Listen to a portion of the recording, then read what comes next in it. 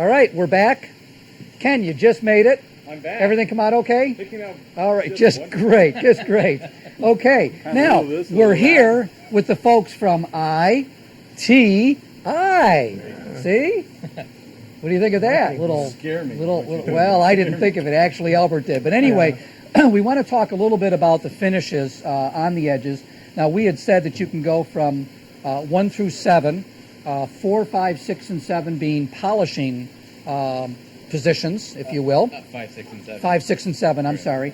And what we've done, this one here was actually taken to a position 6. 7. This was taken to a 7. I thought we stopped one early. No. Actually, we did it up to 7, but I mean, I did it because I want to fairly match up everything with this top surface. Okay. But sometimes you stop at 6. You would stop. It would stop at 6 because you don't want this to look shinier than the top. Correct. And we also talked a little bit about cheating, and the way that a lot of guys cheat in this business is that they'll go to a 3. They go up to the position 4 and 5, and they quit right there and apply. They apply surface enhancer. Surface enhancer. I don't want to give any name brand. Okay, right, yeah, but a surface enhancer, and actually what it does is it makes it look nice and shiny, and in about 6 months, it's not there anymore. Yeah.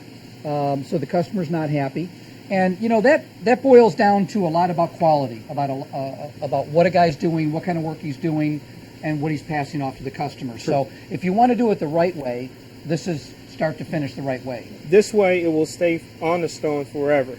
Okay. So this is the fine and polish. Now, since a lot of you guys are quartz fabricators or E-stone, I still like to say both. This was a piece of quartz. And oh, by the way, I want to say thank you very much to Florida Custom Marble here in Jacksonville. They actually saved us because we had no material to use tonight. Nothing to talk about? Not nothing to talk about. We always have something to talk about. But they supplied us with some material, and we thank you guys. We really appreciate you getting us out of a bind and taking care of it. We also, we had a question. Let's back up just a little bit. You want to roll that one back because we didn't answer that question from Sarah, I think it was. Sarah from Detroit, Michigan. How many profiles are available? Well, Sarah, for the portable routers, we currently have 6 profiles available. 3 standard ones are what are considered standard, and those would be the bevel, OG, and bullnose, and the exotic profiles, which would be the triple pencil. I have to get closer to you because you're not picking up on my mic. That's so right. Here, just talk into my pocket here, buddy. Thank you. Yeah. So standard profiles, the bevel, OG, and bullnose, and the exotic ones, which are the triple pencil, Cove OG, and Cove DuPont for portable routers, positions 1 through 7. Great. Okay, you can step away now. Thank you. Now, the big thing though, and this is really important, and it really has to be stressed. What is so important about these being available in steps 1 through 7 is that typically a guy that worked with small tools like we've been using here tonight could really, in the past, offer nothing more than a bullnose, a bevel, maybe an OG. Maybe. Yeah. And then he was really going to be limited. Earlier in the show when we talked about that? No, but we're trying to drive this point home. Okay, all right. But with these particular wheels, they can now offer the exotics and compete with the big shops that can afford the CNCs. Correct. Even a small guy can now offer the same thing, and that's really important. Another thing that's important that I was starting to get into a little bit earlier is that this is quartz. This is engineered material, man-made stone, and these cutters work on this just fine. Yeah. So you can bring this up to all the same stages. So if you're working with any one of the manufacturers of quartz, you can use these profiles with one of the smaller routers, and you can compete with those large shops. True. Mm-hmm. We have another question up on the board. Good question. How fragile are these? Can we try and see it? Yeah, you can do it. Throw it on the floor.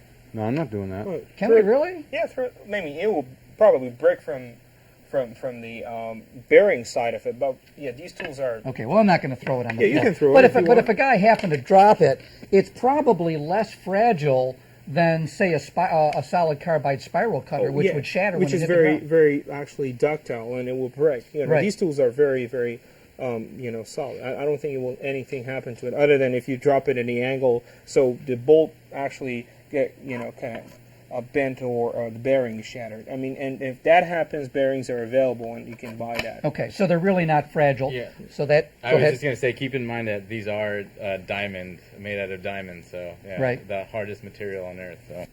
Okay, very good. We have a question from Troy from Clearwater, Florida. Do you need to use all the positions? Well, it depends on how much enjoyment you want, I guess. He's your husband. He's your husband. You married him. What can I say? Okay, You know, so I mean, I'd I'm- like to try every position. I've yet to do all. Okay, so Back to the cutters. yes. Do you need to use all the positions? If you're using exotic tools like a triple pencil, yes, you need to go through all 7 positions. You can use the tools like bullnose and bring it up to the position 4, and you can hand polish it afterward. Okay, so for the more traditional ones, you're safe with just maybe 1 through 4. Correct. 1 to 2, 3. I mean, one majority of the work is done by 1. I mean, you can stop there and you go work hard really with the other hand polisher angle polishers to finish the whole thing. But traditionally, we recommend to go position 4 because afterward it will be very easy to finish with a couple of pats. Bring it up to So the big thing is if you're going to get into the exotics, you have to that's where you finish want also to plan on positions, yeah. using all your positions. Correct. Now, I know we don't generally talk about money, and I'm not going to talk about the price of the cutters, but today I was really amazed when you were talking about how much money you can get for a profile done like this. Correct. And if you want to just take a quick minute, because we've only got a couple of minutes, so what can a guy actually get out of these cutters? What more can he charge? Yeah, sure. I mean, we have this.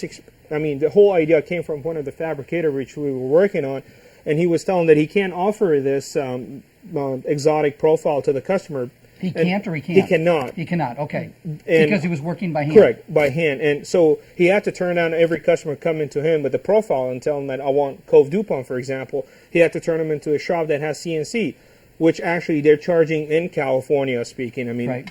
approximately from Which is 3 times higher than any place else in the country. correct, $2 to $3 per linear inch extra. But per for linear inch. Correct. So $3, so you're looking at $36 a foot? A foot, On yeah. top of your regular top On top the of regular- regular charges that are like $25 to $35. And So an average kitchen's got to be, what, between 60 and 100 linear feet? correct. Right? I mean, with the island. 60 feet, yeah, probably 60 foot. Okay. Correct. So you're looking at average from somewhere between $1,500 to $1,500 extra you get on these tools if you go to the exotic one.